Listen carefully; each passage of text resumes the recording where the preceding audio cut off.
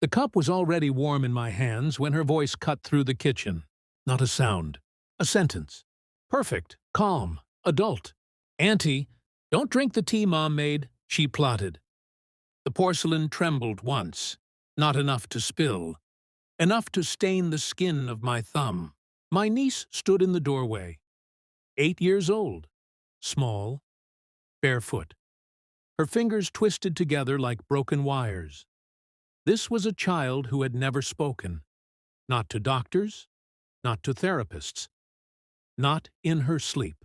Her mother, my sister, called it a cruel silence of the brain. Yet the words had landed with surgical precision. Plotted. I lowered the cup. Steam crawled against my face like a living thing. Behind her, the house was quiet. Too quiet. The kind of quiet that listens back. "Say it again," I whispered. She shook her head. Hard. Violently. As if the sentence had cut her tongue on the way out. The front door still echoed in my memory. My sister and her husband rolling their suitcases into the night. A cruise. 7 days. Laughter. Cheap perfume. Promises to call. They had kissed my cheek. She had handed me the tea leaves herself. "For your headaches," she said. My niece's eyes flicked to the cup, then to the sink, then to me. I poured it out slowly.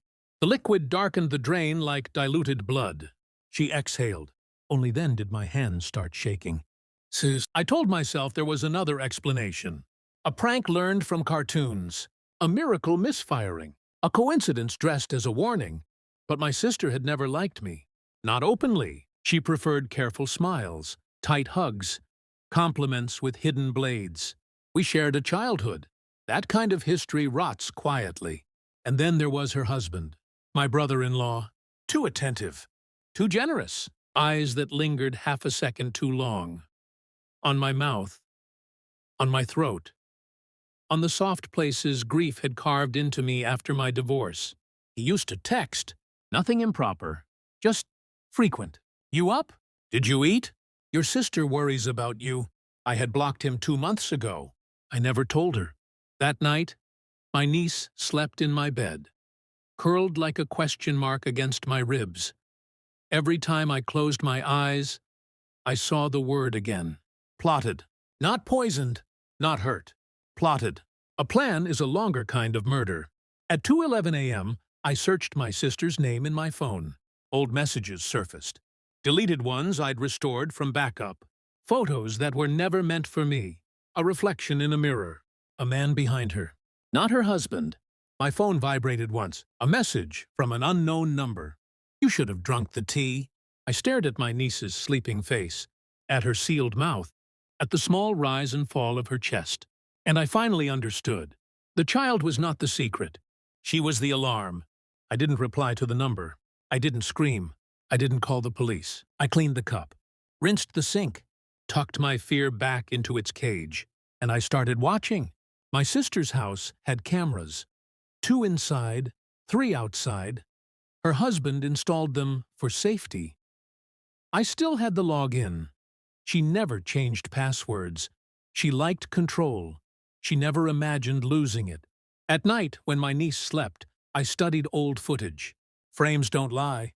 I saw my sister in the kitchen weeks ago, grinding something into powder, folding it into a jar of tea leaves with surgical patience, labeling it with my name. "For headaches." I saw her husband later that night, kissing her, then saying my name. Not softly, hungrily. The timeline assembled itself in my head like a weapon. He wanted me. She knew. She didn't blame him. She blamed me. So she designed a disappearance that would look like grief. A sister lost to illness. A child too broken to testify. Except the child wasn't broken. She was listening. 3 days later, the cruise docked early. A storm rerouted them. My sister came home smiling. I served her tea. The same leaves. Untouched. Her hands trembled when she realized I wasn't drinking. "I changed my mind," I said. Her husband froze behind her. I placed my phone on the table. Played the footage. No sound. She collapsed anyway. Some truths are loud even in silence. "I did it for us," she whispered. "He loves you." I couldn't let you take him. I studied her face. This woman shared my blood, not my soul. I slid another document across the table. A report. DNA, her daughter's. The father's name highlighted. Not her husband's. Mine. The room hollowed out. She screamed. He didn't. He just sat down. I had been drunk 8 years ago. One night. One mistake buried under family dinners and forced laughter. She'd known. She'd stolen my child. Then tried to erase me. I stood, buttoned my coat, called child services from the doorway, left them screaming inside their perfect house. Sis, now it's quiet. My niece sleeps in the next room. She doesn't speak anymore. She doesn't need to. Some words are only meant to save lives, not explain them. I drink tea every night, carefully, alone. And I no longer wonder who my sister is. I already buried her, while she was still breathing.